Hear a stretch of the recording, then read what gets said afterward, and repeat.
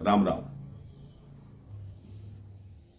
कहते हैं जिसमें सूझबूझ होती है, जिसमें बुद्धि होती है, जिसके मन में न्याय की भावना होती है, जो दूसरों की भलाई सोचता है, उसके कार्य भगवान अपने आप बनाते हैं।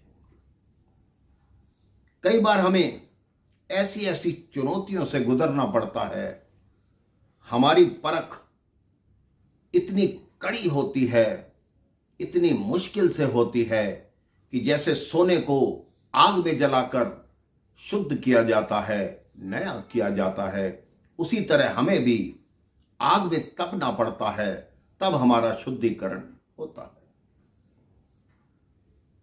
भारतवर्ष में एक बहुत बड़े राजा हुए जिनका नाम था राजा विक्रम। उनके सामने समस्या ये थी कि अपने पुत्रों में से किसको अपना उत्तराधिकारी बनाएं, किसको राजा बनाएं, क्योंकि उनके 100 पुत्र थे, जिसमें से कुछ बुद्धिमान और कुछ मूर्ख थे।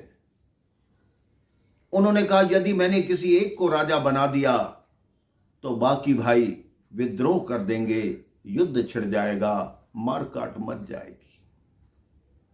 उन्होंने निर्णय किया कि मैं एक प्रतिस्पर्धा रखूंगा, जिसमें जो राजकुमार विजयी होगा उसी को राजा बनाऊंगा। सारी प्रजा को यह संदेश पहुंचाया गया कि कल सब राजमहल में पहुंचें, कल नए राजा का चयन होगा।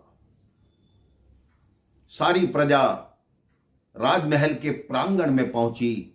वहां उन्होंने देखा कि एक जगह पर भोजन की व्यवस्था कर रखी है, जहां 100 के 100 राजकुमारों के बैठने का कार्यक्रम है।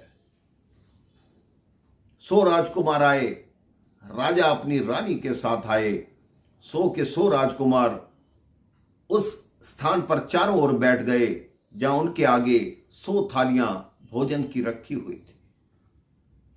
राजा ने कहा आज उसका चयन होगा जो मुझे खाने का बिल्कुल सही स्वाद बताएगा कि कैसा बना है।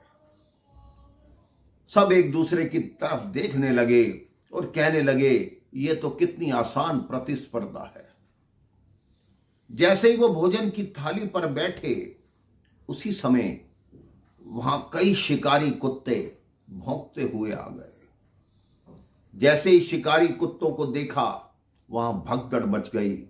वो सारे राजकुमार उठकर उन शिकारी कुत्तों के पीछे भागे, उनका शिकार करने भागे। प्रजा में भी भगदड़ मच गई। अब प्रजा सोचने लगी कि राजा ने ये कैसी प्रतिस्पर्धा रखी जो पूर्ण ही नहीं हो पाई।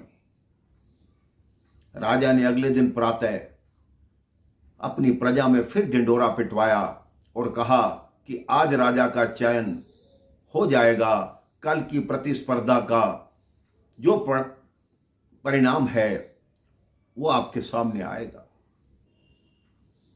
फिर महल लगा, दरबार लगा, सारी प्रजा आई। राजा ने सबसे बड़े राजकुमार से पूछा कि बताओ भोजन का स्वाद कैसा था।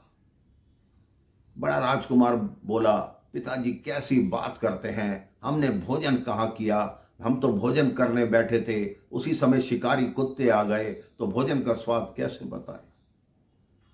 दूसरे राजकुमार से पूछा, उसने कहा हमारे पहरेदार इतने निकम्मे हैं, उन्होंने शिकारी कुत्तों को अंदर आने क्यों ही दिया, हम भोजन का स्वाद कैसे बताएं। एक एक करके सबने अपने बहाने बताए। 99 राजकुमार से राजा पूछ चुके। 100वां राजकुमार जो सबसे छोटा था वो बाकी था। उससे पूछा शांतनु तुम बताओ भोजन कैसा था। उसने कहा पिताजी भोजन बहुत स्वादिष्ट था, खासकर जो खीर बनी थी वो तो मैंने बहुत ज्यादा खाई, उसका स्वाद सबसे अच्छा था। राजा कहते हैं मैं कैसे विश्वास करूं कि तुमने भोजन किया, तुमने खाना खाया। वो कहता है जैसे ही हम भोजन करने बैठे पिताजी, आपने देखा तभी शिकारी कुत्ते आ गए, मेरे 99 भाई उनके पीछे भागे, लेकिन मैं अपने स्थान पर बैठा हुआ भोजन करता रहा। तो राजा ने कहा, तुम्हें शिकारी कुत्तों ने कुछ नहीं कहा? वो कहते, मुझे क्यों नहीं कहा? जैसे ही मेरे पास कोई शिकारी कुत्ता आता, मेरे पास 99 थालियां भोजन की भरी हुई पड़ी थी, मैं शिकारी कुत्ते के आगे एक थाली फेंक देता। इस तरह मैंने भी भोजन किया और जितने शिकारी कुत्ते आए उनको भी भोजन कराया।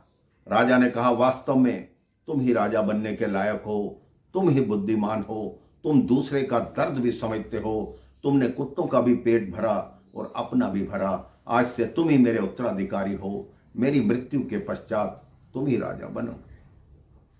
आप सोचिए, उस राजकुमार ने जरा सी बुद्धिमानी दिखाई, राजा की कसौटी पर खरा उतरा, राजा की परख पर खरा उतरा, तो उसे राज्य मिला। आप भी अपने मन को भगवान के चरणों में लगाइए, भगवान जो भी कसौटी करें उस पर पूर्ण उतरिए, आपका जीवन सफल होगा। राम राम, जय श्री राम।